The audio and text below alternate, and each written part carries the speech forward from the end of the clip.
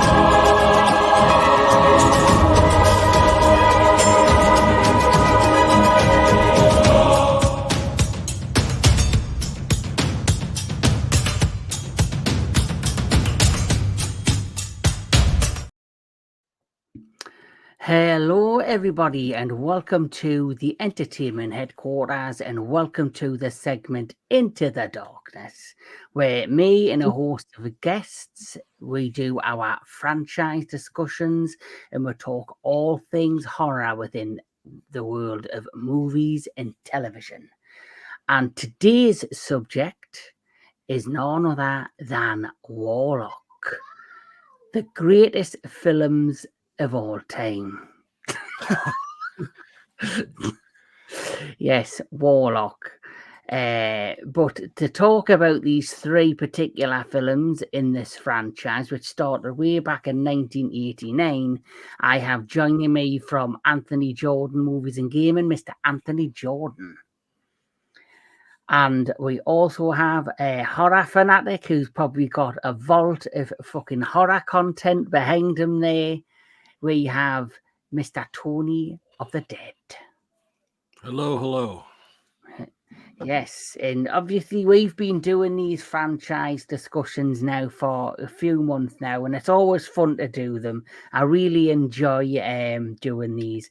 Of course, we're normally joined by Mr. DJ Nubis of the Metal Tavern Radio, but he's got things to do today, and Mr.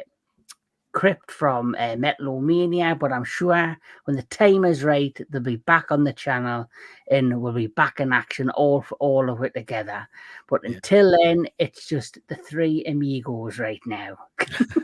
Yep. The three dead amigos. Hey. So let's first things first. It's the same question I always ask every time we do this. Let's go way, way back. Can Mr. Anthony Jordan, you remember the first time you seen Warlock? Well, back in the 90s, it was a video store staple. I would go into the video store. They had 5 movies, $5 for 5 days. And I was looking through, and my mom suggested Warlock. She really liked it, and I rented it, put the film in, and I was initially interested. It was a great film. I loved Julian Sands as the Warlock, and I think Richard E. Grant as the guy hunting the Warlock. They were great in the roles. It's a tale that's been done, man out of from the past and the future, but they've done it really interesting.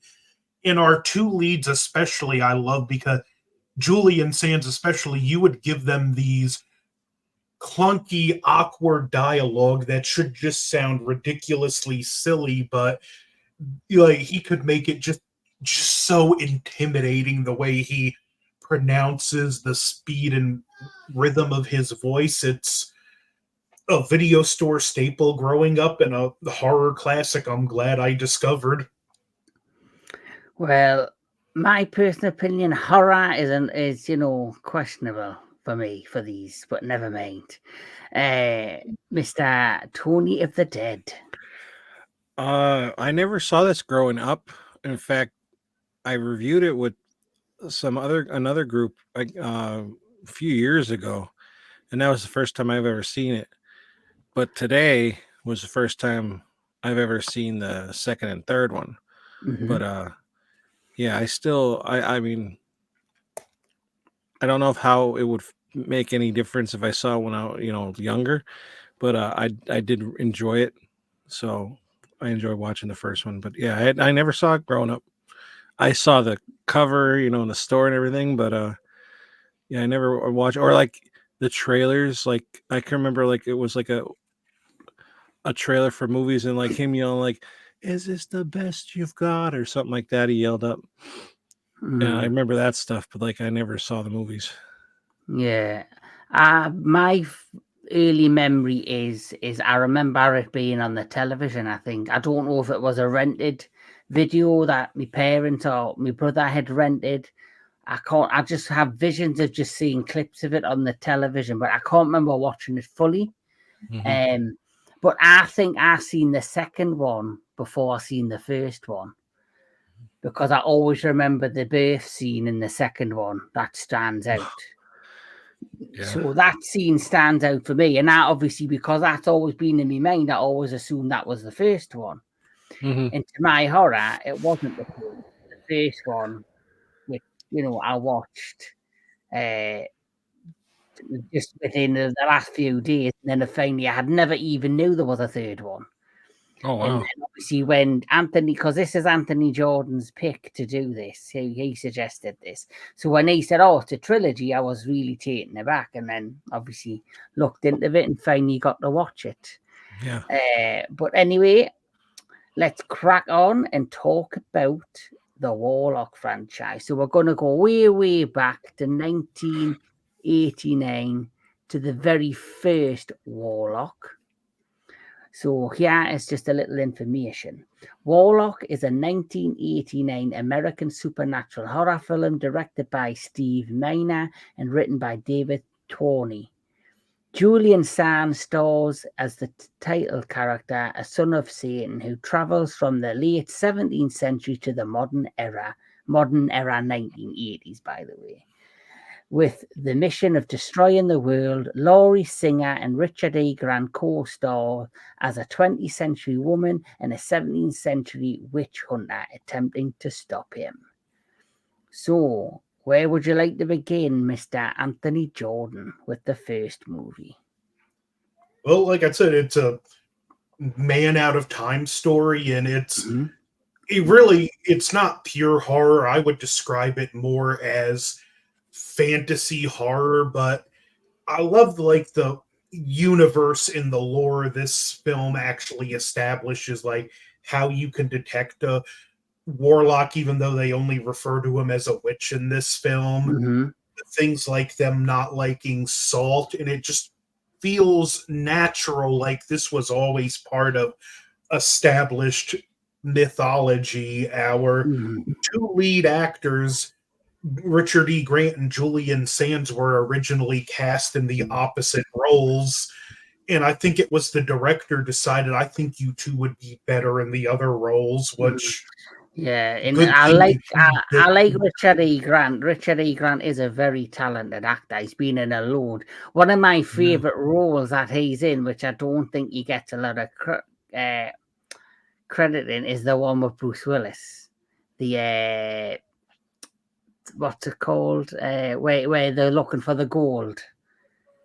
It's an action adventure movie. Oh, it's Hudson Hawk. Hudson Hawk. That's it. I knew it was Hudson something. I love him in that. I think that's a great movie. And Richard E. Grant just eats the camera up in his role in that one. And obviously, since you've brought up Julian Sands, we need to mention, unfortunately, he has passed away in very sad circumstances. It's a tragedy that we've lost such a fine actor in such a tragic way. But his legacy will live on within this franchise in other movies that he's partaken in. What's your thought, Anthony, before we carry on with talking about Warlock, about Julian Sands? But just a great actor. He could just be very intimidating and menacing on screen with just like a glance, or just slightly change the tone of his voice. He can go from warm to friendly to I'm in trouble, aren't I? Yeah. And for man, he was like a stand-up guy too, because you hear about like stuff from him behind the scenes. He like always sounded like he was just very gracious to work with. A fun actor. Yeah, just loved his craft, loved what he did, and was a nice person behind the scenes. Yeah, I heard that as well. And so, Mr. Tony the Dead, do you have much thought on the passing of Julian Sands? Yeah, it was shocking when I heard about it, and sad. I mean, yeah, like you said, we lost another great actor, and it's just it sucks that so much of this stuff happens to I mean, death obviously happens, but how you die. Yes. Yeah, like he was out hiking and he went missing, didn't he? So clearly he's collapsed in the heat and dehydration. There was a actual storm that wasn't expected that came in, and he didn't go mountain climbing with the proper gear for the weather, so it's believed he either stumbled and fell to his death or just froze to death. Oh, tragic. But anyway, rest in peace, Mr. Julian Sands. Your legacy's been made, and we are going to talk about your legacy, which is I tried to look for it to send you the clip for this, but I couldn't find it. But I had seen a clip, and it was him talking about rock climbing, which was a passion of his, and he's climbed some notable mountains, and it was just him talking about the sense of freedom he feels doing it and how he feels alive being out there. So it may have been tragic, but on the flip side, at least he died doing something he was that passionate about. Yes. Yeah. Very true. So let's go back to Warlock. Let's talk about his legacy, his movies that basically helped make him a star. So it starts off in 1691 in Boston, Massachusetts, where the witch hunter Giles Redfern has captured the Warlock, and he has him kind of trapped in a tower above, and he's basically preaching to the town folk what they need to do to get rid of him. When all of a sudden there's this giant storm upon the village, and he gets swept up, and he ends up in modern day 1980s America in Boston. Well, actually, I don't think he's in Boston. LA. He's in LA. LA, yeah, because they end up going to Boston, back to Boston later on via plane. So do you want to take it away, Anthony? Yeah, so like Kevin said, it begins, he winds up in LA, and it's a tornado type magic that takes them both in. The Warlock stumbles upon our main character and her roommate. They help him, and while she's at work, he kills her roommate, takes his ring, and what we don't realize at the time is witches hate salt, and it was when he grabbed the salt and started salting the meal he was cooking, that's when he grabbed the knife and attacked him. So it wasn't just a I want that ring, it was a defensive reaction, which I thought was a great touch watching the scene I laughed because clearly, because obviously the storm happens and there's like a tornado that brings him Yeah. into the modern world, and he ends up going flying through the window of their house, and they're like, oh no, there's some meth head or somebody's crashed through a window, and Yeah. he's just lying there on the floor. But she's like, Jesus Christ, but he's like, I think I'm gonna get laid. Because obviously the roommate's like clearly a homosexual. He's clearly after one thing, and you could even see in the kitchen the flirting Yeah. with him, and then things don't go his way when he loses his finger, and then even worse when he kind of gets what he wants, where he locks lips on him, but then he doesn't lock lip because he wants a bit of chicky bum fun. He's locked lips on it to rip his tongue clean out of his mouth. Yeah. Which was a really good scene in this movie. Yeah, and even like how he plays it, because he's curious, he's charming, but there's just that underlying layer of menace in juxtaposed to when after she gets home finds out he was killed and she meets Redfern, where Redfern is more just off the bat like he's just more openly and just physically intimidating to her, and she thinks he's the one, whereas just opposed to she wasn't as afraid of him immediately with Redfern. She's like, all right, I don't trust you. And I love the bit about how he's like, did he bleed the one who came through the window? And he takes the glass, does that thing, and he has this thing called a witch compass, which if you have blood of the witch, and again, great lore they added to the movie, it can point you to the location of the witch. Unfortunately for him, she had called the cops while he was doing this.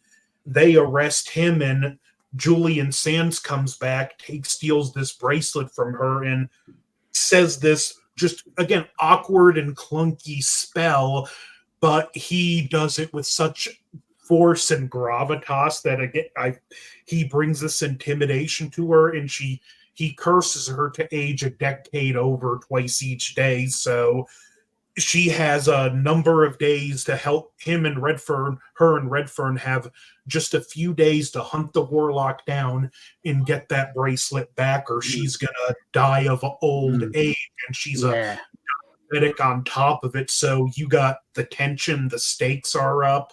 And this is before we find out he's seeking this book that if he reads from it, he can undo all of creation. So it does have premise and build up. Yes. So, Mr. Tony of the Dead, what do you think of the movie?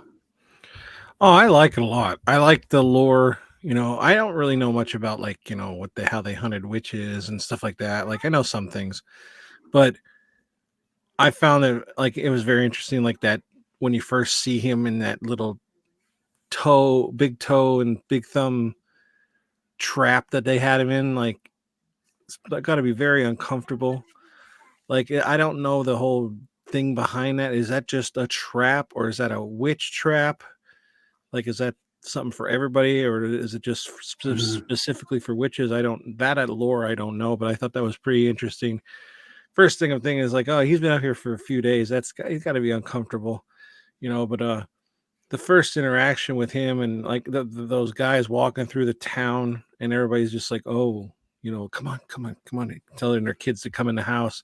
They know something's up, and then the first interaction with him and everything, and it was great. And the smashing through it's a meth head. Let's just help him out, and it's I always feel bad, because people are genuinely trying to help him, and he just attacks them, where I think he's gonna kind of all right, this person's helping me, I could use them, or leave them alone because they help me. No, he doesn't, especially with the little boy later on. It's Because so after because originally when obviously Richard E. Grant character, emerges, and obviously she basically wants, and the sidekick there basically want nothing to do with him. Wants nothing to do with the Warlock, but then obviously once she goes back and she gets this spell cast on her, she basically herself starts to use him, and he uses her and the team up, and then obviously they go on this massive mission to stop the Warlock because they know he's trying to get the pages from this book, which if he uses and reads the pages of the book, he can basically bring on the end of the world.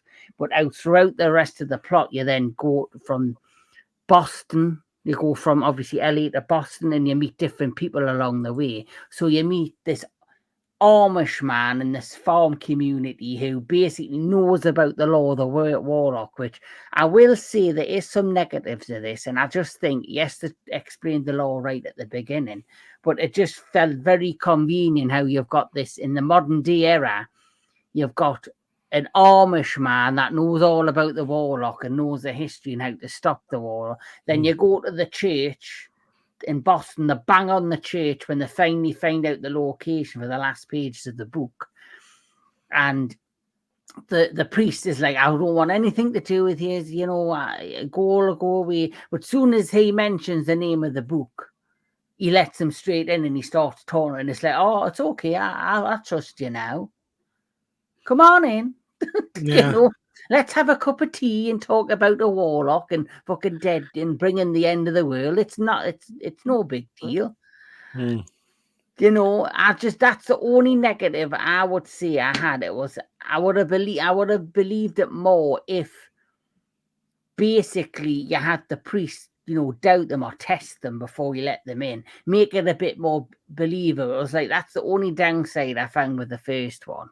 Yeah, everything was very fast paced, and the kills weren't as good as I like. Like obviously, the Warlock himself goes to this shop at the beginning where he wants to learn about the pages of the book, and he's talking to this psychic woman who's clearly, she's a shamster. She hadn't got any real ability. She's obviously trying to get laid as well. There's a lot of people trying to get laid in this thing because everyone wants a piece of Julian Sands, which I don't blame because he was a good-looking man.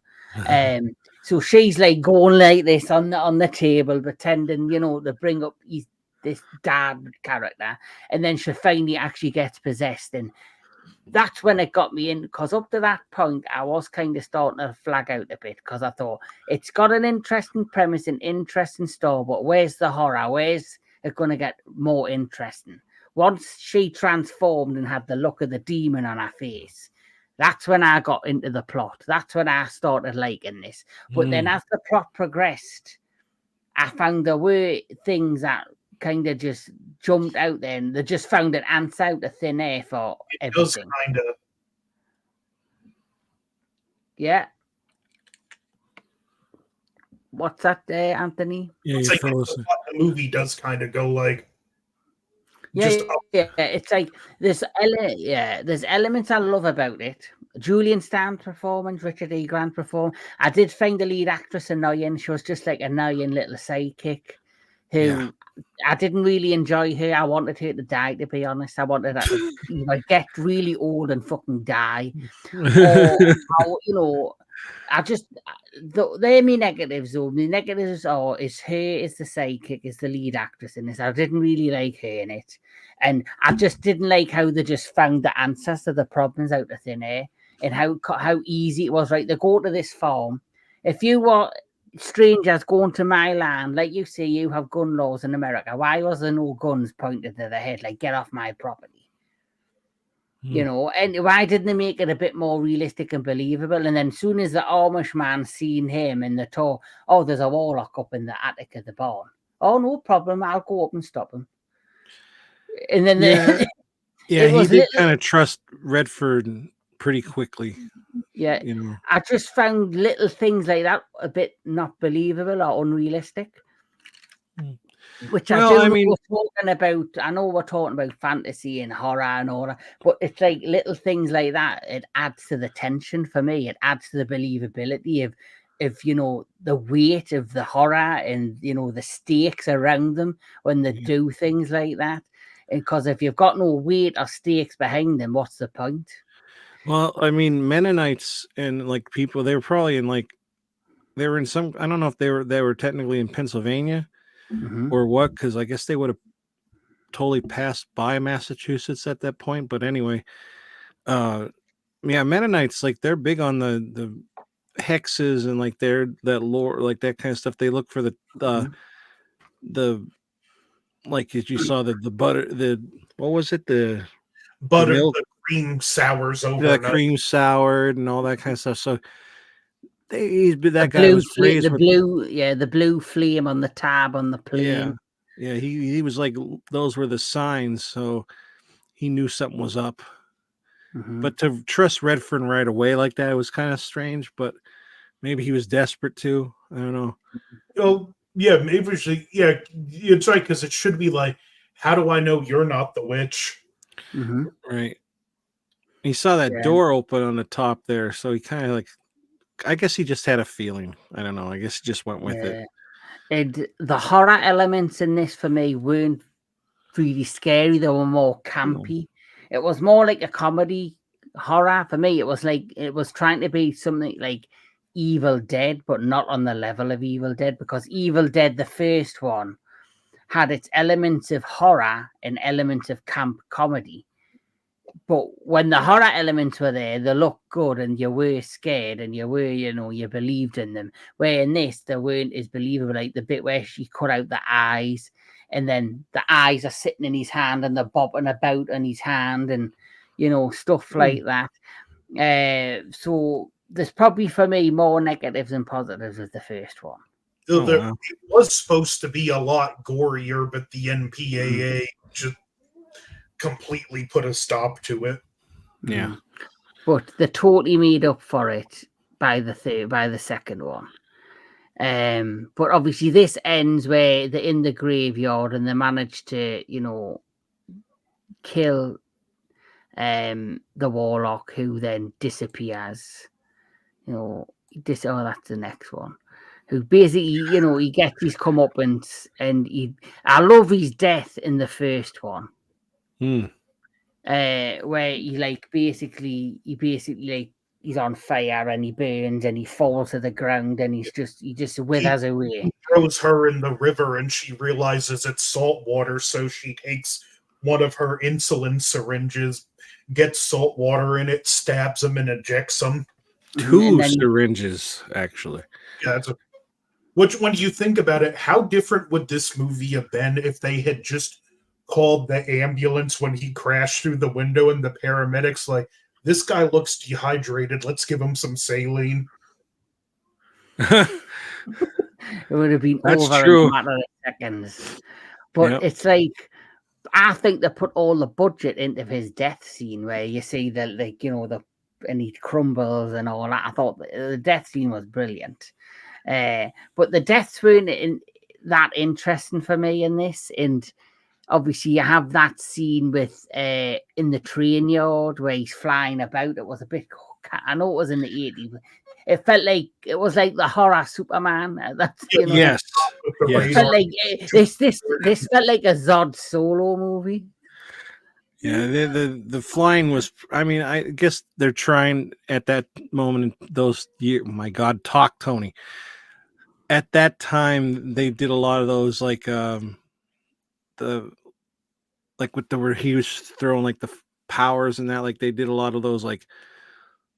I don't even know what that's called. Like the CG. It's not CGI, but it is. It's like animated. It was like drawn. They had drawn in like the flames and that, didn't they? Like like they were experimenting. I think a lot with that kind of stuff, and I guess it kind of reminds me of the kaiju movies way back in the 1950s. So when you had Godzilla blowing out his atomic breath, they would use like that kind of animated style to like create the breath from the actual for the scenes. And King Ghidorah, the 3-headed golden dragon, when he had the he had his laser beam, like his lightning beams from his mouth. He's that would all be done via animated like lightning.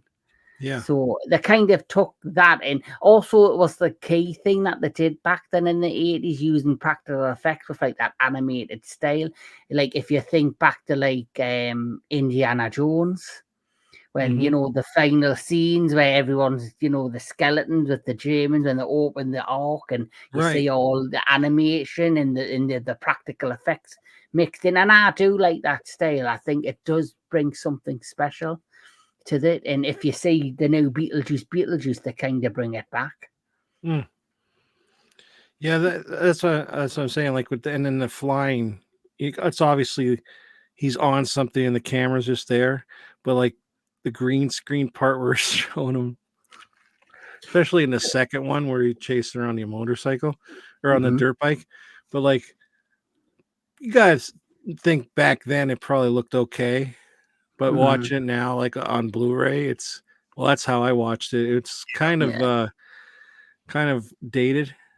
I'll say yeah, that it's obvious I love this movie, but I'll say that it's something you haven't grown up liking like I did, and you're watching it now, you kind of do have to meet this movie halfway on its own terms. Yeah. yeah. Well, like I Well, said, I saw it a few years ago, and mm, I can look away from the flying because it's not like a super amount of it. You I like it though. I like the movie.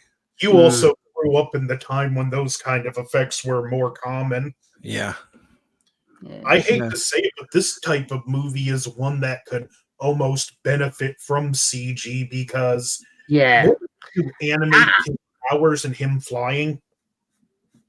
It's like what we were talking before we started.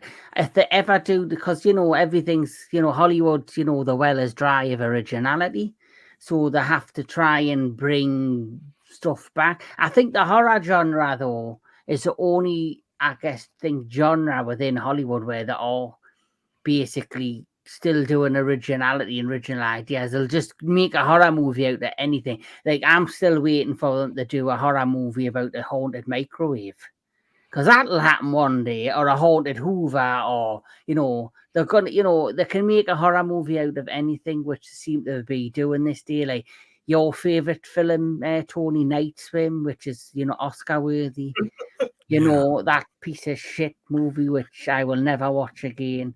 yeah. Imaginary, a movie about imaginary friends. There you go, turned it into a horror movie. The Winnie the Pooh horror movie. So it just shows you can make a horror movie out of anything. So when it comes to Warlock, what we were talking about off screen, I definitely think this would more or less benefit if they made an anthology series and they made it like a 10-episode series. They could have each series of Warlock, maybe with the same character playing the Warlock, but a different story with different characters. In an unrelated different story. Which, yeah. And the reason I brought that up is because we're now about to talk about the second movie within the franchise, which also stars Julian Sands. But I believe, even though it stars the same actor as the Warlock, it's just basically another standalone movie, which, I think works. And I have to be honest, I enjoyed this one a hell of a lot more than the first one. So let's talk about the second movie in the franchise, which is Warlock the Armageddon. So, The Warlock the Armageddon is a 1993 American supernatural horror film directed by Anthony Hicks and produced by Peter Abrams. It is a sequel in the title only to the 1989 film Warlock and stars Julian Sands, who returns in the title role as the Warlock who attempts to free Satan from hell. Mm. So let's talk about this. So the plot for this one is I found up and down. So it starts off right at the beginning. It's like obviously the first film was, you did see a backstory how the first one was in, the 19, way back when in Boston, and it showed you like this village and you had this witch hunter who captured him. This one starts off with druids. Mhm. And you see this amazing, which I thought that really got me, right from the beginning, where you see this very kind of, you know, it looked like something from The Exorcist. This woman lying on this giant rock face, who is obviously pregnant, who's about to give birth to, I guess, the son of the devil, who is then going to basically bring the end of the world and bring forth the apocalypse. And there's different druids there, and they've all got these different stones. Basically, they're like the Infinity Stones, where they're each, you know, they all bring something to the table to bring forth the Warlock and all this stuff. And they're able to stop the birth from happening. And the next thing you know, it fast forwards to many years later, where they're in. Can you remember where they are, Anthony? The town they're in. I think they're in California again. I'm not sure. Yeah, I think in present, it's just got, in present day, Kenny, Travis, and Samantha Ellens, a young man and woman, are in love but are having relationship issues. So that is they are the main two characters. So basically, it fast forward to the present, where you have the character of Kenny, who lives on like a farm, I guess, or a piece of land with his dad. His dad acts very strange, by the way, I thought. The dad for me was very strange throughout this. Well, they're known throughout the town, and like everybody thinks they're like devil worshippers, because you know, he's starting. I think he's weird too, because he's starting to see the things that are like happening, like the signs, and because he's actually a druid. Yeah, so he's like a he's like a descendant of the druid. So, like you see, in this small town, you've got the townsfolk. Their families kind of like, I guess, they're kind of the outcasts, and obviously the daughter, who is the girlfriend. Oh, wrong one. She basically is like the daughter of the priest of the village, of the town, and obviously the priest is basically in denial about what's going on. He's like trying to protect obviously the other family at the same time, but obviously he's kind of in denial of what's going on. And then you have the two other gentlemen who are also descendants of the druids, who, if you notice, one of them was in The Thing. Norris. Yeah, he was in The Thing. As soon as I seen, oh, that's him from The Thing. And obviously they are basically preparing. They just know something is about to happen. And obviously the son, they decide to make him one of the warriors to fight off the Warlock, and the girlfriend, she's going to be the next warrior. But before that happens, we go to the big city in Los Angeles, where you have this woman. And the next thing I know, there's an eclipse, and she starts she just falls to the floor. There's blood everywhere, and she suddenly gives birth to the Warlock again in a very gruesome, gory, but really well crafted scene. Yep. Yeah. So, what do you think of this, Anthony Jordan, so far? Pretty interesting. I had seen the first one first. I was not expecting something that wasn't a true sequel by definition, but again, I thought it had an interesting setup. Even the way he was born, like we see, that isn't the same character. This is a meaner and more sadistic version of the Warlock. And even Julian Sands, even though it's the same actor, he just plays this Warlock just that tad bit darker, the tad bit more sinister. I do think overall, even though I do like this film, its ambition far exceeded the budget, but it was great. I love that was a great scene there. In this one, that was another like fun thing about this one was his powers and what he can do. It was just, let's throw whatever we can at the wall and see what sticks. The thing I loved about this one is the first one. You know, I've talked about me negatives about, you know, it was more campy adventure than it was horror for me, the first one. Where this one, the tone of this one was completely different. It was more serious, it was more darker. Julian Sands, like you said, played the Warlock more serious with a, you know, a darker tone to them. And you know, the negatives for me are the protagonists in this. The acting for them was just out freaking diabolical. But you know, did you like feel like too, like the Wishmaster movies had to have taken some influence from this one? oh, definitely, especially when it comes to like the stones. And you know, the fact that he can't actually just grab the stones, they have to give them him, you know, willingly. And throughout the plot, you basically see him go to, you know, I love the deaths in this. The deaths in this are real horrified. Like the deaths in the first one are more campy, hokey pokey. Where in this one they were quite gory and proper full on, and I love that about this one. So you have the first death on the rooftop at this, you know, this models, this fashion show. And once again, I don't know what it is. He's very good at seducting people, because the woman who's in charge of the fashion goes up to the roof. Why would you just go up to some random street? Just want to get banged on the roof and let the whole of LA say are getting, you know, doggy styled on the roof or something? Yeah, right.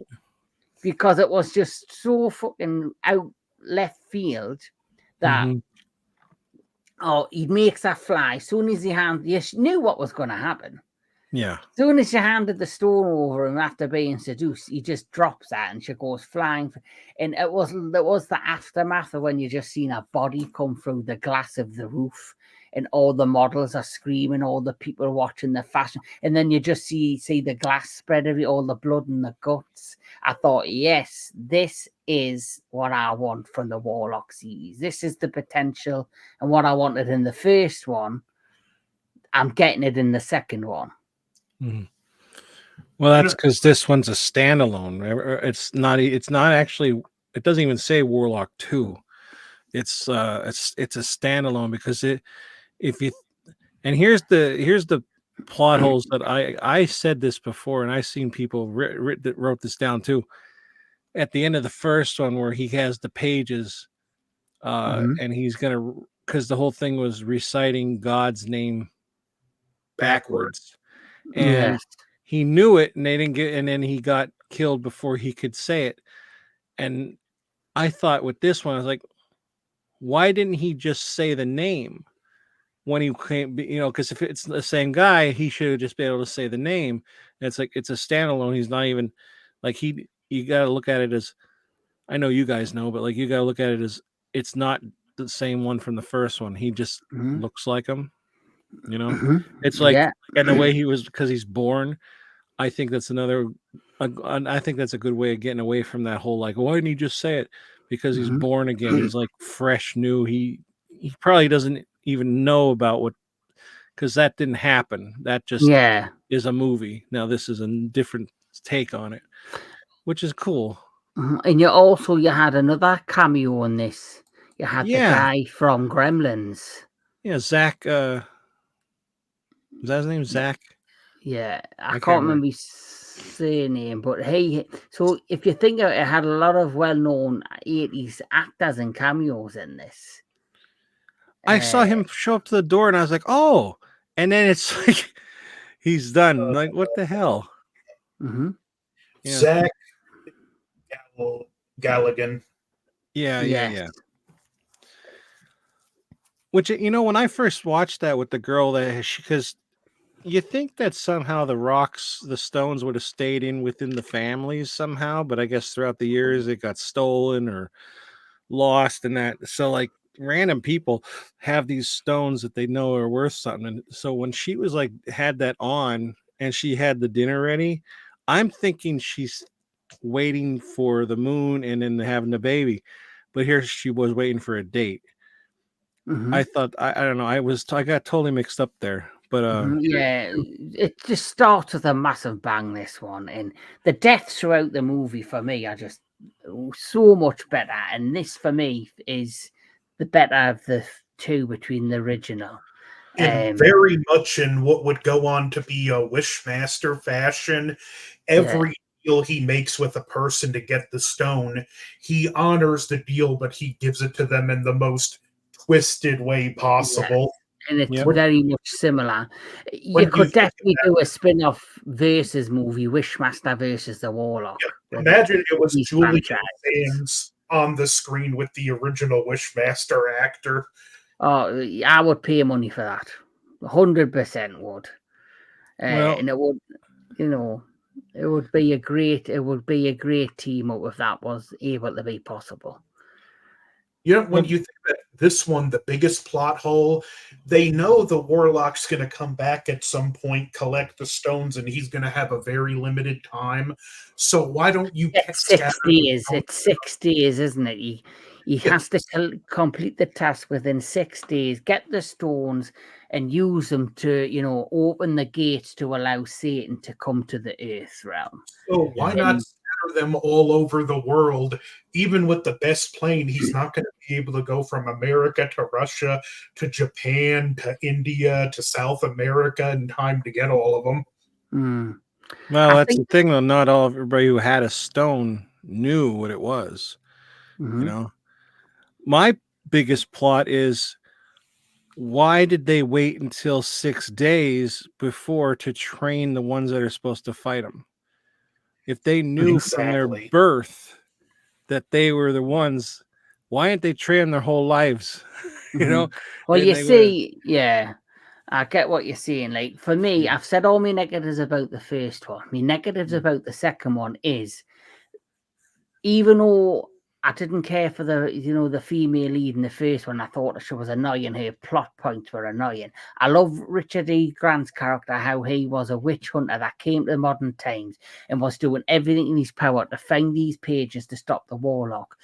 I found the great thing about this is it really, for me, is Julian Sands' movie, where it was basically because of the first one with the deaths, and they didn't emphasize and they didn't really push the deaths or show how cruel he could be or how dark he could be.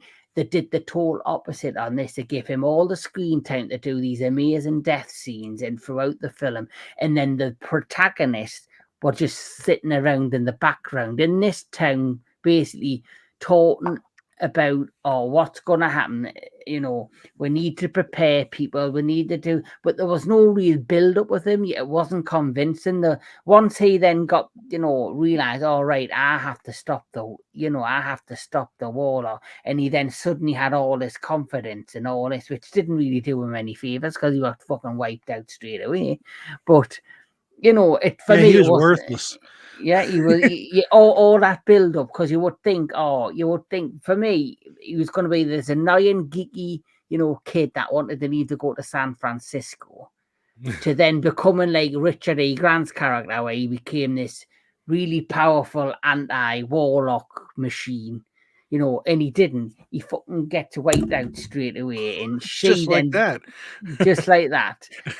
And for me, this was a film to make up for Julian Sands, for them who basically thought, throughout the plot of the first one, he was underutilized, or the kills weren't really strong enough, or it kind of become, like we said, a bit jokey, like a comedy horror more than an actual serious horror.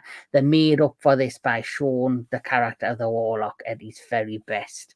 And as you know, throughout the film, once he's born and they're busy doing, there's not really much we can talk about the protagonist, because it's all about them just interacting, him trying to get back with the girl after them having these arguments, the dad trying to convince the son, and then when he does convince him, trying to train him with his friend.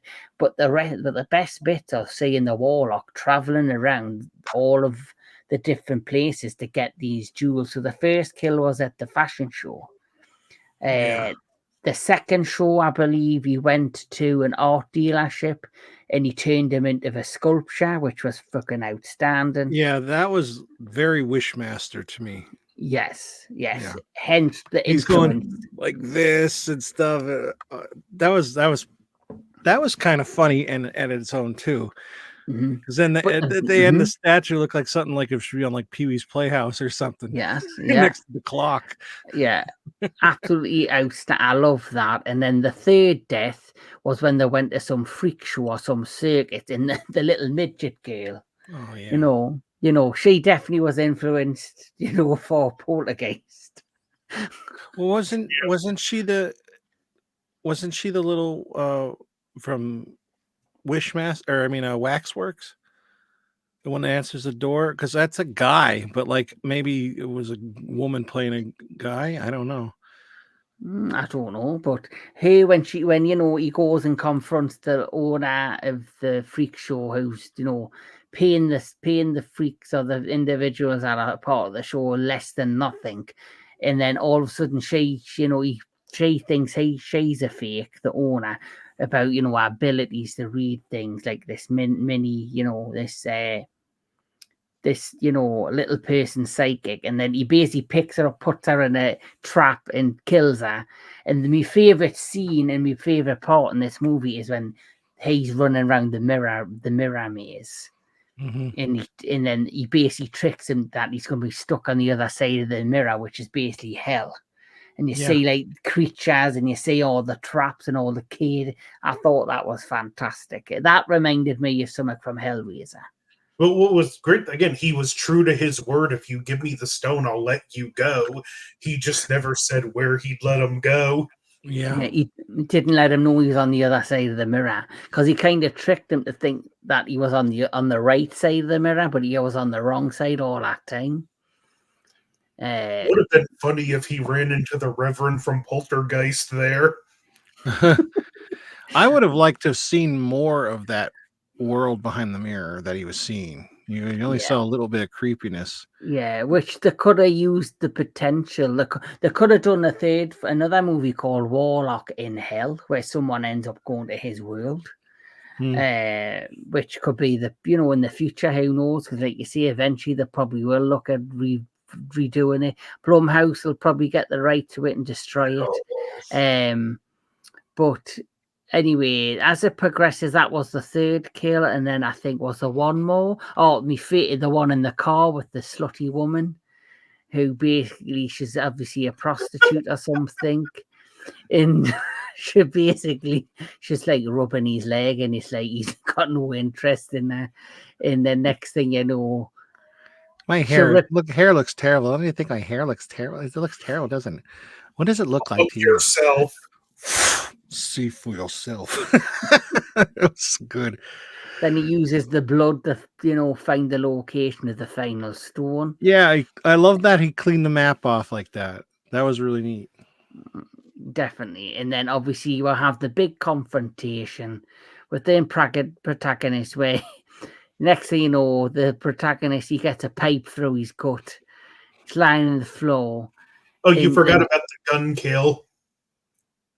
Oh yes, the gun kill. Yes, because obviously for them to become the warriors to take on him, he basically he ends up shooting. He shoots the son. Yeah, he had to kill him. He kills him and brings him back to life with the ability to fight the Warlock. And then later on, the dad and the Reverend, who's now decided, he can't hide anymore. He walks up. Basically, it was like something out of a cowboy movie. He's walking down with the rifles and the blow away Julian Sands character, the Warlock, who then basically comes out of the roof. Mind, there's loads of great explosions and destruction scenes in this, and then he's walking down these imaginary stairs, which pissed me so laughing. They're trying to get the bullets in the gun. Yeah. Like, how long does it take you to load that shotgun? And he's just coming down these imaginary steps. But there was that part in the beginning too with the druids where they were like trying to do that spell, and with the leaf, and they're like it's not going to work, and they're stabbing it, and it's actually working on him. And then he's like, "Told you it wasn't working." Oh, damn! And he keeps punching it, and then like Julian Sands is just like getting his ass kicked, and there's bloody black blood everywhere. Like they could have literally Yeah. killed him right there, but they didn't think it was working. That was a nice touch that he has black blood. Yeah. Yes. Yeah, definitely. And also that goes back to the first movie when obviously she's got the knife and she sees like in the sand in the train yard and she stabs it and he's on the train and he yells out in pain. I love that. Yeah, there's some other great points, and I like how they brought that back for the sequel, but just in a different way. Mm-hmm. But overall, right at the end of this movie, the girl, she is the one that defeats the Warlock. Pretty much. And his death in his death is outstanding. In this one, it's better than the first one. You just see his body just crumble and tear apart, and he collapses and he just disintegrates into the soil. But I just thought, and then you have that a moment that could have inspired Freddy with the Jason mask, where all of a sudden she's picking up the stones after he's dead, after she manages to kill him. Both films were 93. Yeah. Wow. And the hand comes out the ground, grabs the necklace and pulls it into the ground, which I thought was crazy. Yeah. And for me, that was a great movie. I didn't really care, just like the first one. I didn't care for the female and protagonist. Did not care for any of the protagonists in this one. It was just a showcase. Julian Sands is a badass warlock. All three movies have a protagonist problem. Yeah. I think the biggest problem with the first movie is her hair. Her hair is terrible. Let alone being annoying, but she's got like some terrible hair. She looks like one of the most stereotypical 80s looks you can imagine. Well, there's other 80s haircuts that were way better than that they could have gave her. Oh. But yeah, she was pretty fucking annoying. It's still better than Courtney Cox's hair in Scream 3. Oh, absolutely. Not by much. But still, yeah. Well, let's talk about the third movie. Oh. So, Warlock 3, The End of Innocence is a 1999 direct-to-video horror film written by Bruce David Eason and Erica Fresser, and also directed by the latter. It is the third and final film in a trilogy that started with the 1989 Warlock. The first two films starred Julian Sands as the Warlock, but Bruce Payne replaced him in this film. Now, Anthony, do you have any idea or know anything why Julian Sands decided not to return to the third one? Be honest, I have no clue. I'm sure he would have, so my only guess is he wasn't asked. Either that or they couldn't afford his price. Yeah. Because it was a direct-to-video release, so they must have had a certain budget. But despite that, Bruce Payne, who plays the Warlock, I generally believe did a fantastic job. I liked him in this. He made it his own. Yes, and because this is a standalone movie and he is playing a Warlock, I look at it this he's playing a different Warlock. He's not playing the same Warlock as Julian Sands, because obviously there could, with them being like an anthology film series, he could be just a different Warlock, because obviously he's trapped in that house. Because this had a weird start. It starts off in the forest, and then you've got like, I don't know which century it is, but there's a 1600s again.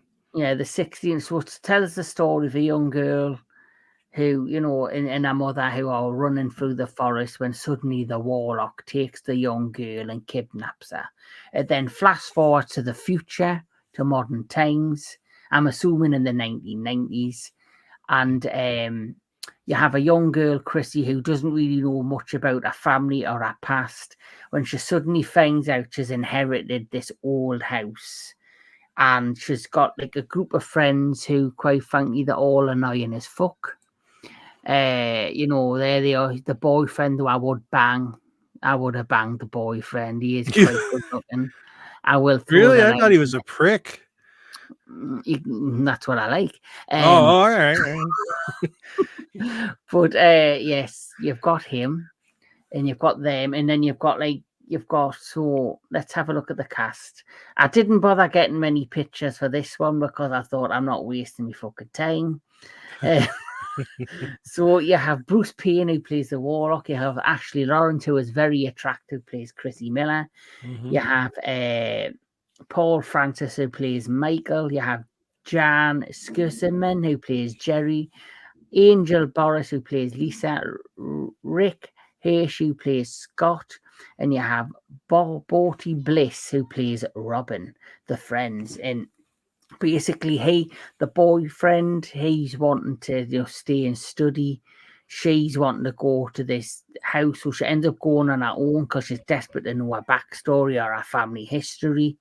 She gets to the house and all this creepy shit starts happening around her. It's a stormy night. Suddenly, the boyfriend and the friends finally crash and, say, right, we want to, we'll stay here and we'll, hang out.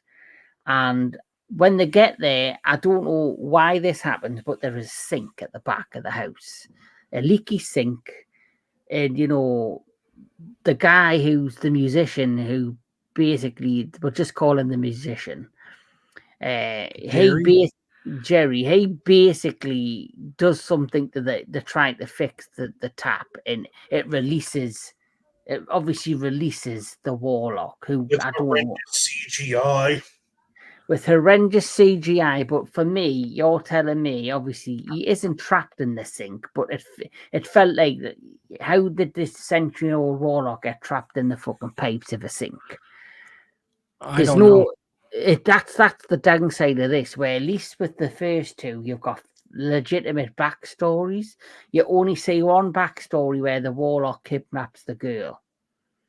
After that, next thing you know, the Warlock, who you don't find out how he was defeated in the past, you don't know how he ended up trapped in the fucking sink. He's just there as a giant fucking Hedora fucking slug thing. Yeah. So he looked like Hedora from Godzilla.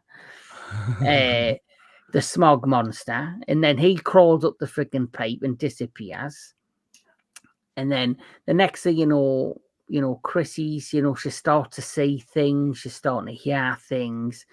You then get the historian who comes to the house who starts to explain about this man who used to kidnap children and sacrifice them to Satan and all this and did ritual, who clearly is the Warlock.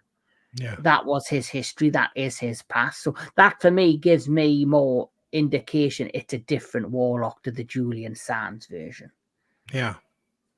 And as the plot progresses, because now he's been released, this Warlock is now in the house, and he kills the historian in a great way. He tightens his tie. He then rips his throat out. I can't breathe. Yeah, and then he rips his throat out, and then he disappears. And then throughout the rest of the plot, basically, he has to turn. He basically has to capture people's souls, is what I'm imagining. And he has to then capture the souls, and for him to trap Chrissy to fulfill his prophecy of releasing, I guess, Satan the world, he has to turn the friends and loved ones against her.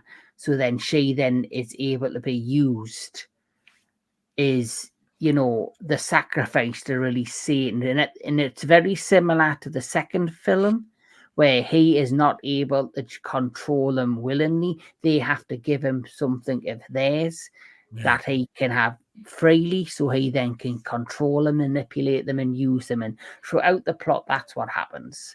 He then manipulates different members of the cast. You've got all of these one by one get manipulated into doing his bidding for him. Except, I believe, this one, who is a beautiful girl, lady. She is like a witch herself. She's like got the senses that there's something not quite right. And for me, the hand that came out of the ground in the first movie and pulled the crystal down. That for me looks like the crystal that was pulled under the ground. So I No, don't. that one was like a upside down U, and it was like purple. And this one's more of a circle. I just wondered if that was some sort of tie-in. I didn't take it that way. I think she just that one she's wearing is supposed to ward off demons, and the other one was a birthstone. So he knew what it was, and that's why he had that guy take it from her, because he couldn't touch it. So this film's hard to talk about. So Anthony, I'll let you start. See what you need to say about Warlock 3. I actually surprisingly enjoyed this one. I put it off for a while because I'm like, it's not Julian Sands. I will say I don't care about any of the protagonists except for maybe the one friend who I felt got killed off too soon. But I feel what saves this movie, ironically for me, is the reason I didn't watch it, because it was a different actor playing the Warlock. But Bruce Payne, he plays it different. His Warlock is more of a silver tongue speaker. Yeah, he can still snap and kill you like that, but he preferred to just talk, not too dissimilar from kind of what Julian Sands would do in the second one, but in a more manipulative way. He would talk to you and get you to open up or give you the thing he wants to control you. And I do think he's actually good enough in the role that at the end of the day, is Julian Sands the better Warlock? Yes, but Bruce Payne made it his own just enough that I'm going to be fair and I'm not going to compare them. And another thing I like about this film, as much as we like the second one, that film, their ambition far exceeded their budget. This film, with the exception of that one bit of horrendous CGI, they never tried to exceed what their budget allowed them. It was small, shot in one location, and I still thought it was fun. Is it the best? No, but I still like it. I'll be honest. Like I like the story. This one, I do think the story in this is quite good. It's the fact that it's the budgeting that they had. I think it's a story that had a lot of potential, where they could have really homed in the cat and mouse or the manipulation element in a much better way between the two main stars. I think she, though, is my favorite protagonist out of all the films. Favorite female protagonist. Richard E. Grant was fantastic. I think he's the best out of all three, but out of any of the female characters, she's my favorite, because I believed in her and I believe, what she was going through. And I think the Warlock in this one, I think with Julian Sands, I think the first one, because it was too campy and too hokey pokey for me, I think the second one's the one he shined the best. I preferred him more cold and serious, where I did like this one because I liked how Payne basically made him like this suave character who was, brought the manipulation and, brought them elements, to it, especially with how he could see Jerry, who had feelings for Chris, and basically played on it and manipulated him, and he used it to his advantage. And I thought those sides of this movie work really well. I just wish they had a bigger budget and showcased it more, because the budget for the second one, what they had there, the horror elements, how they played it more serious and more darker toned, it worked wonders, and all the horror elements were fantastic. The problem with this is it focuses too much on building the plot and the characters without showing any horror.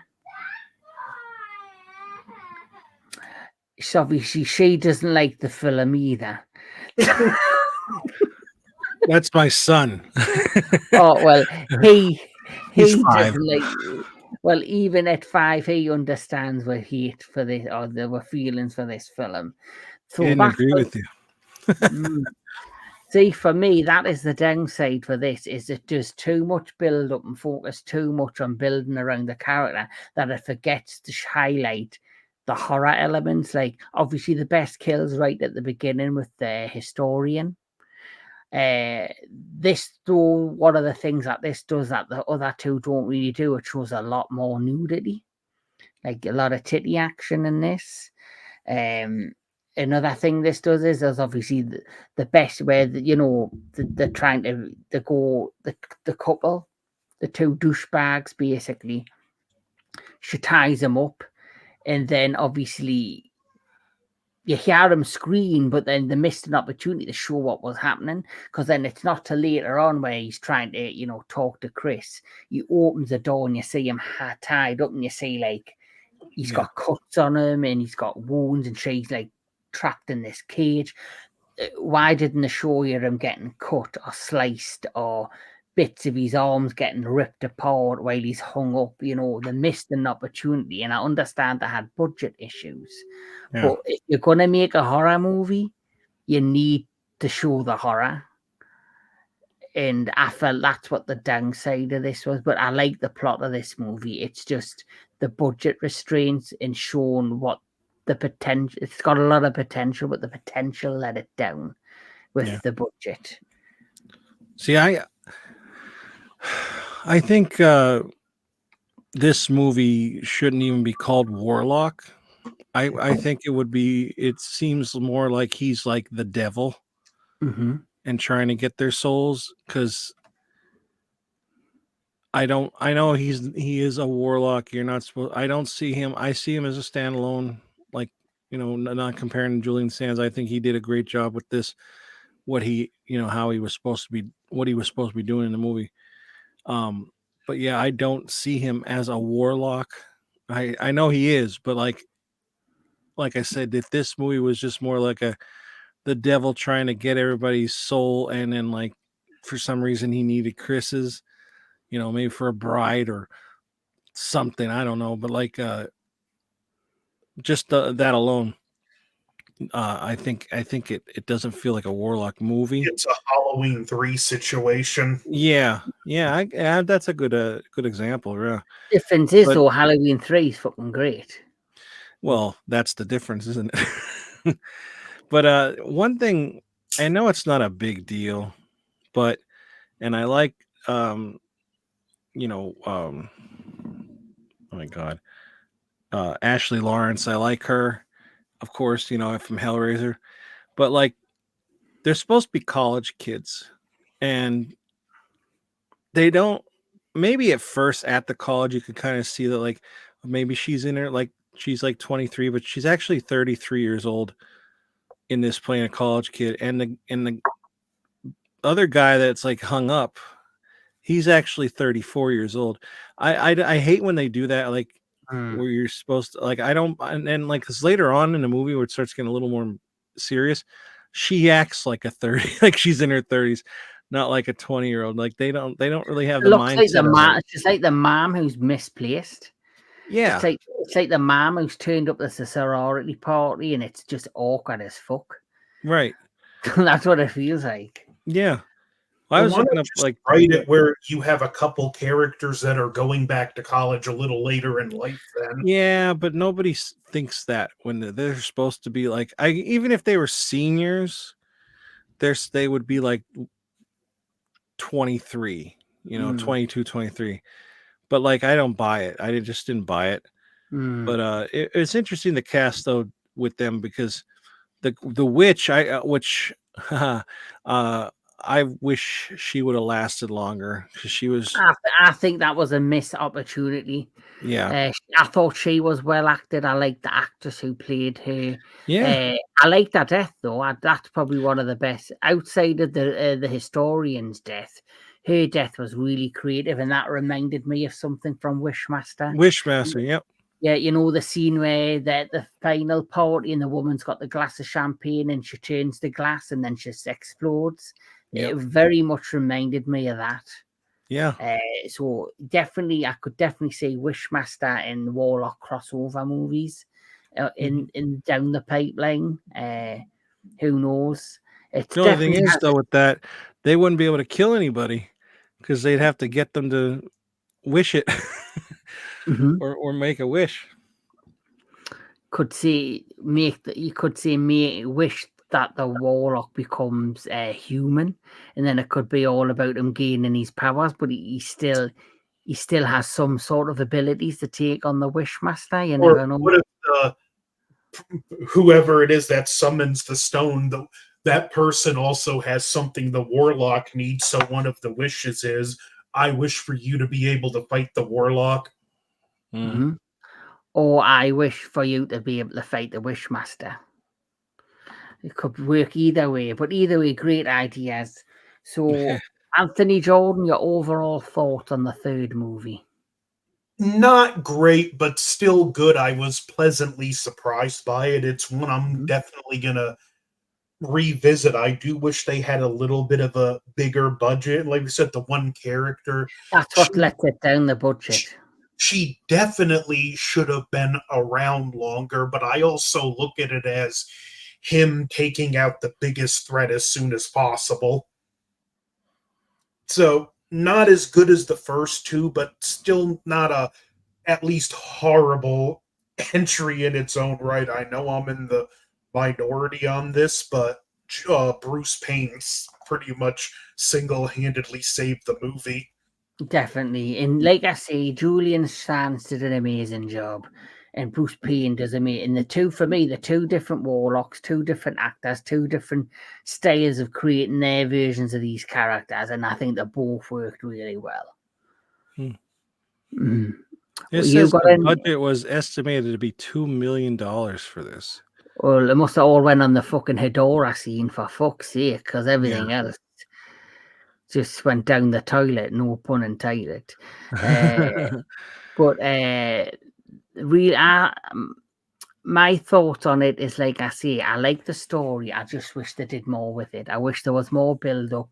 That you utilized it better. That the pacing was better. And just when it came to the deaths, they showed more of the deaths or made them that little bit gorier. Because when you're calling these horrors, where's the horror?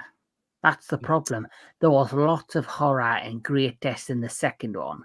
The third one didn't really feature much horror, just the death of obviously the historian at the beginning. And my only nitpick I didn't like when it come to his death, Chrissy found him in the attic. That for me was like a murder movie. He's a warlock. So he was able to turn the witch into glass and shatter and just splatter all over. So he just decided to hide the body of the historian in the attic. As Yeah. far as the horror goes, I can personally attest the guy he set on fire was pretty horrific. Mm-hmm. Yeah. Then again, I have experience. Well, yeah. That scene was brilliant. Look at his So face, that looking at him like so smug. Hurts yeah, my arm just looking at that.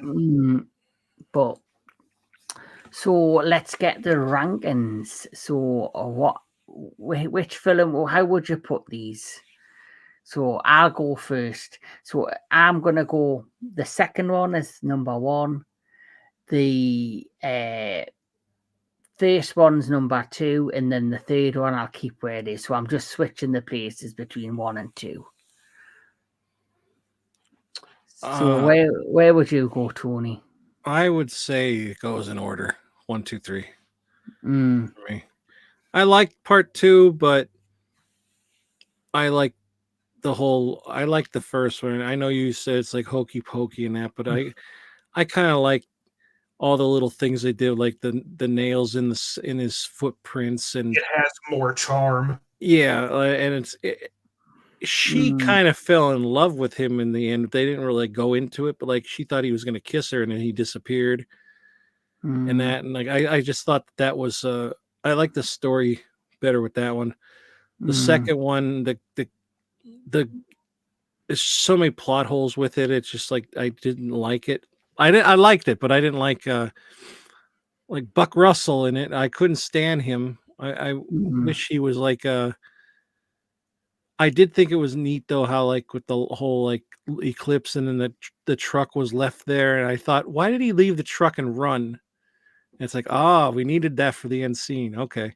But like the third one on its own, I think is good, but if you're gonna put it up against as a Warlock movie, I don't think it is.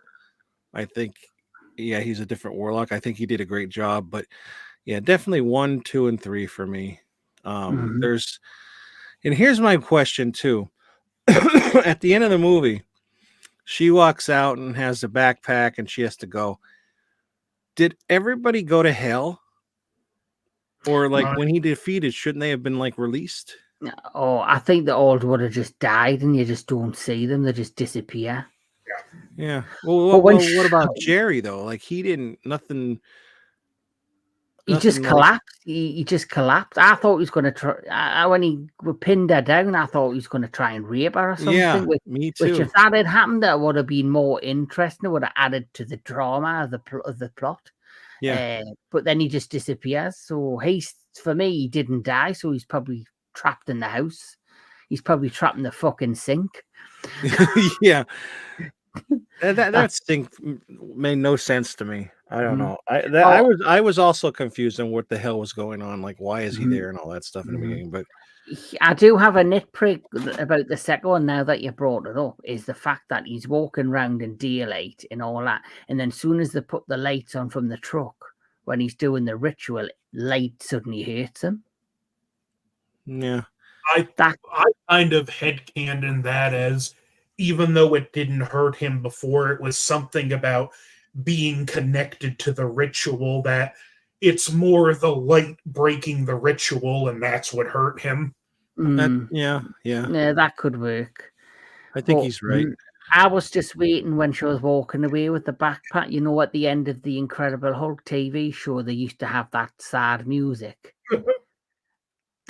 I was waiting for that to play, and I walk off in the distance. Somebody watching this, edit that scene with that music and load it to YouTube. Yeah, make a little clip.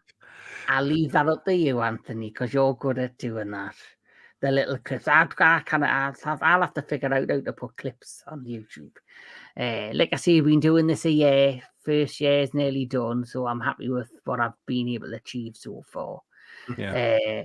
So that's your ratings. What's your ratings, Anthony? Well, like what order would you put them in? Going into this, my plan was 1, 3, 2. But after discussing it and like some of the things you guys pointed out, I'm gonna go like Tony, 1, 2, 3. I like all three of these, but when you're ranking movies, there has to be a best and there has to be a worst. Each one brought something different to the table. It's kind of nice that it's a anthology series, and the fact that we even got 2 different actors that bring something so different to the role. It's a fun little series. Definitely can agree. I did enjoy this, but is it a series I would go back to from time to time? I don't know if I would. I like it. It's like, to be honest, as much as we didn't like the last 2 of the Pumpkinhead movies, I think I'd rather revisit the Pumpkinhead series, if I'm honest, than this. There's just something I would only probably revisit the second one more than the others, because I just love how they made Julian Sands more serious, and it was a darker toned film. That's why I ranked that above the first one, because I like the more darker toned horror elements, which the budget for that one, when it come to the gore and the death scenes, was way better than the first one. It was like, oh, we'll test the waters to see if people can buy into the character of the Warlock. And, they did it, and they must have done reasonably well for them to do a sequel. And I think they went all out with the sequel more than they did the first one. At Armageddon, and then the third one, it's just a cash grab for me. It's just a cheap, straight to video cash grab. But for it to more succeeded, I think it would have been better if they just brought Julian Sands back, even though I do like Payne in it. He's a different Warlock with a different charm, a different kind of version of a Warlock character. But I might have done better with Julian Sands in the cast.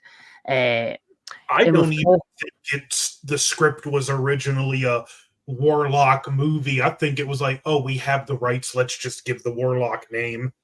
Yeah, it did feel, mate. It did feel as if, like you say, it felt like a different kind of movie in the beginning, and then it just turns into the Warlock movie, which I know in the past they've done films that are meant to be standalone or their own thing, and then they just hire it into the franchise. They twist it, they do something with it. But like you say, rest in peace, Julian Sands. You know, he is a miss. It's tragically what happened, but this is part of his legacy. And it's a good legacy to have. I did read though, about something about the first movie, which I found very interesting, which I thought I would bring to your attention. So this happened after the release of the first movie. It's called the copy, and this is a true event. I don't know if you've ever read about this, but it's something I'm reading. It's called the copycat murder. So in L'Orange Sacre, I can't even see it, L'Orange Saskatchewan, in 1995, 14-year-old Sandy Charles told police that he had been contemplating suicide, but his spirit told him to kill someone else. On July the 8th, Charles and an unnamed 8-year-old accomplice murdered 7-year-old Jonathan Tipson. In court, lawyers on Charles's behalf argued that he had become obsessed with the film Warlock, and that the murder was based in part of an occult concept from the movie. The case brought the issue of violence in movies to the forefront in Charles's native Canada, and is reported to have influenced the country's decision to enable parents to use the V chip to censor violence in cable television. Because of their ages, Charles was put on a trial as an adult, and his accomplice, identified in court only by the initial M, was not charged. In August 1996. Charles was found not guilty by reasons of insanity. Following his trial, he went on to reside at the High Security Regional Psychiatric Centre in Saskatoon, and was briefly relocated to Saskatchewan Hospital in June 2013, but was transferred back to the RPC facility this September.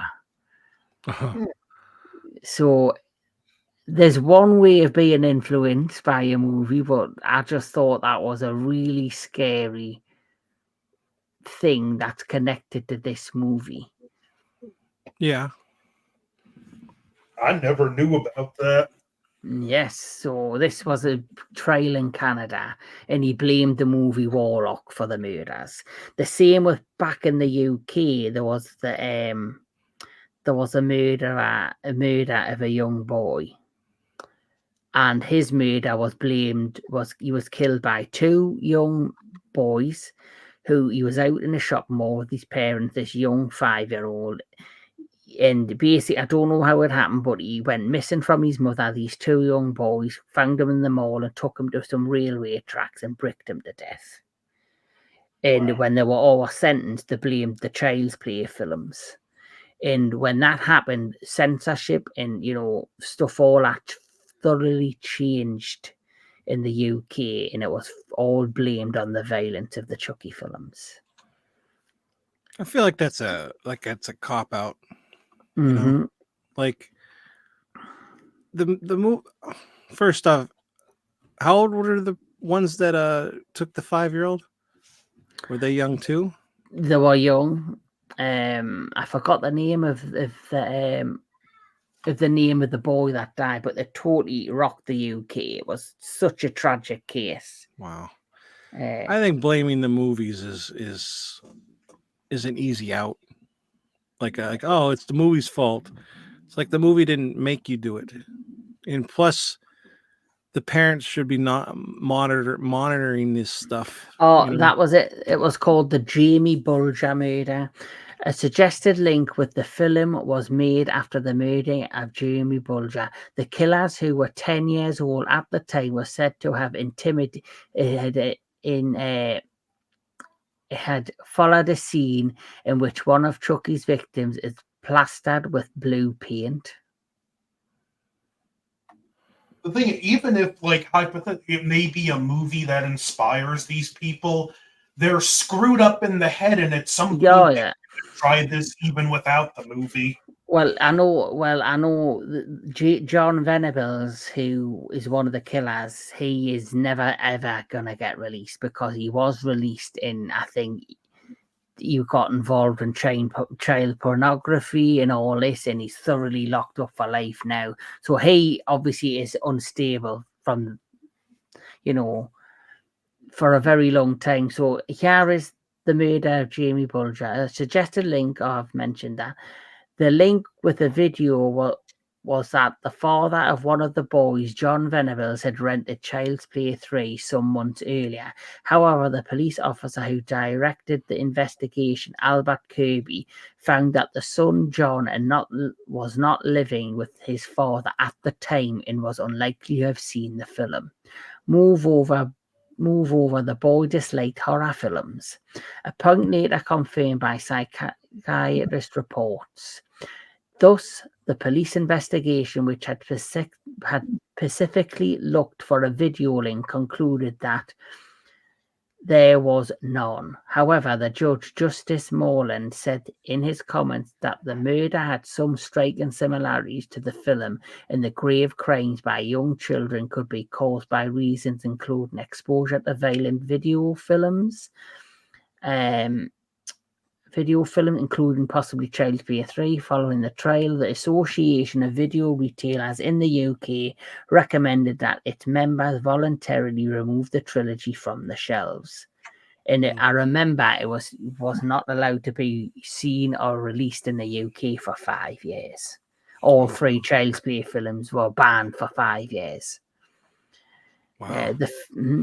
The film remained controversial in Europe, and both Sky Television in the United Kingdom and Canal Plus in Spain refused to broadcast the film as a regular programming, and the case led to the new legislation for video films. So yeah, the change because I think there was 18, 15, 12, PG and U. I think they got rid of the 15 rating for rentals, so it's now just 18, 12, PG and U.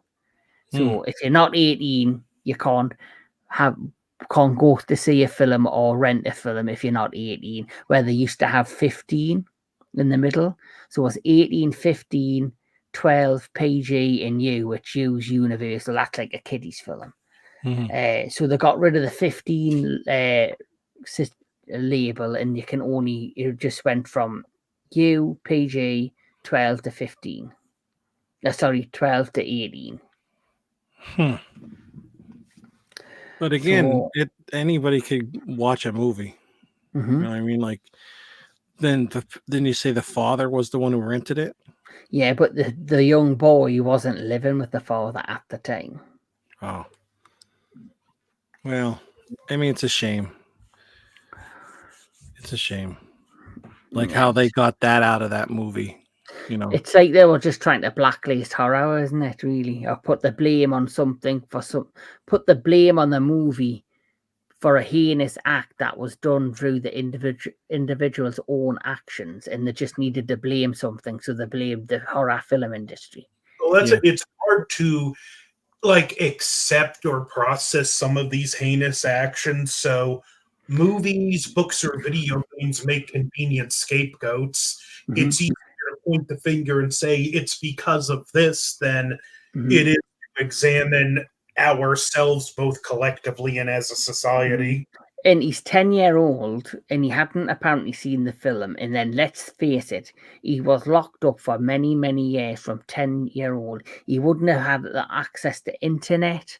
He wouldn't have had access to films. He would have been under strict, strict security.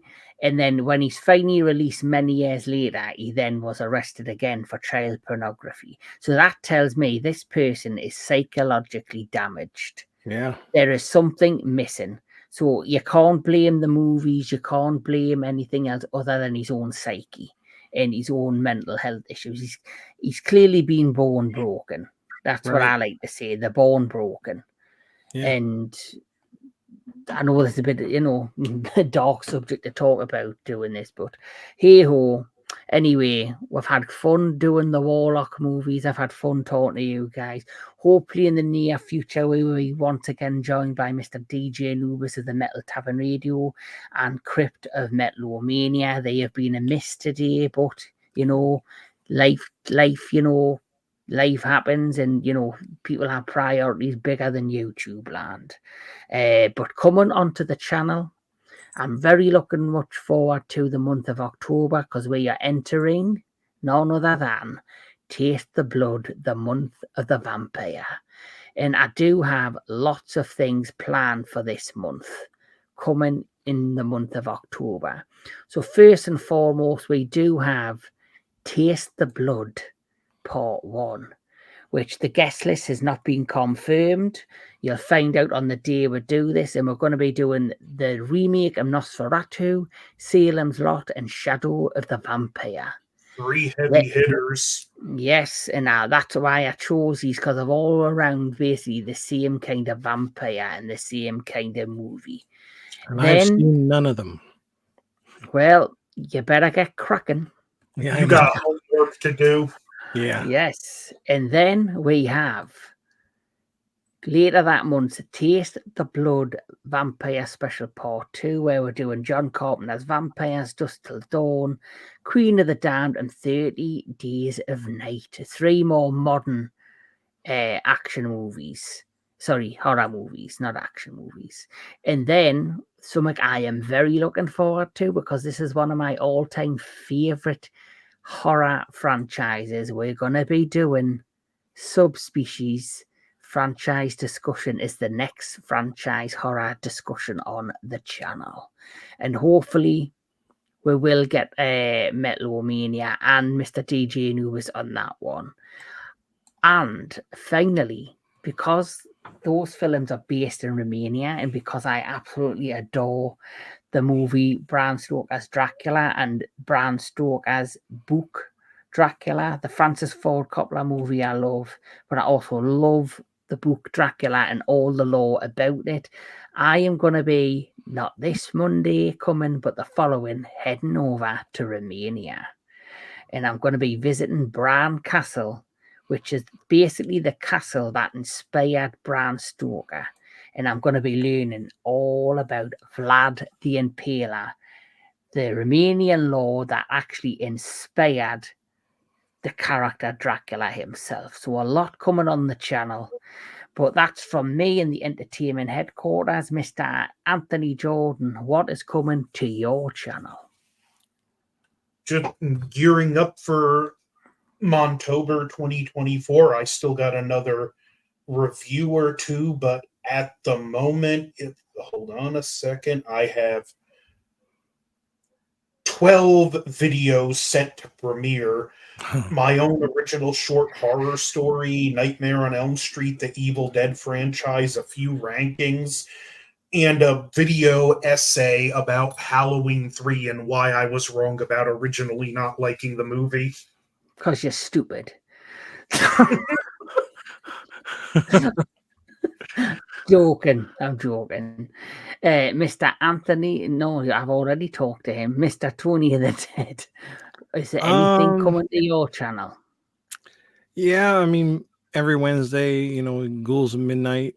I have one coming up this Wednesday. We're going to be talking about a movie, and it's honestly blanking. I'm blanking on the movie right now. I think I even picked the movie. Yeah, I can't remember, to be honest. I picked it and I can't remember. But that'll be going up on Anubis's channel, actually. And then I just have like boxes coming in the month of October, and that I'm going to be doing. I want to do reviews, but like I never really get to do them. So there's going to be some things here and there. Anubis isn't here, so I'll get the jab in for him. So more movies you're just going to put on the shelf and not watch. You know what? You just need some new material. Don't be jealous of my shelves, people. Yes. I can't watch anything because I got to watch like 15 vampire movies. Well, it's all good. It's all good, baby, for the entertainment headquarters, Mr. Tony of the Dead and Anthony Jordan. And like we say, we're all here are major horror enthusiasts. We hope you've enjoyed Into the Darkness, this franchise discussion. There is more coming, like I say, in October. Please check out both these guys' channels. I know Mr. Tony the Dead, he does a lot of his unboxing videos, and you never know, you might see one of the boxing videos for one of the companies that he gets them from and decide to subscribe to them yourself. Do check that out, because I do think they're very interesting. And of course, look forward to Mr. Anthony Jordan and all his horror content coming this October. But until then, keep on enjoying your movies, keep on enjoying your horror, and we'll catch us all at the next one.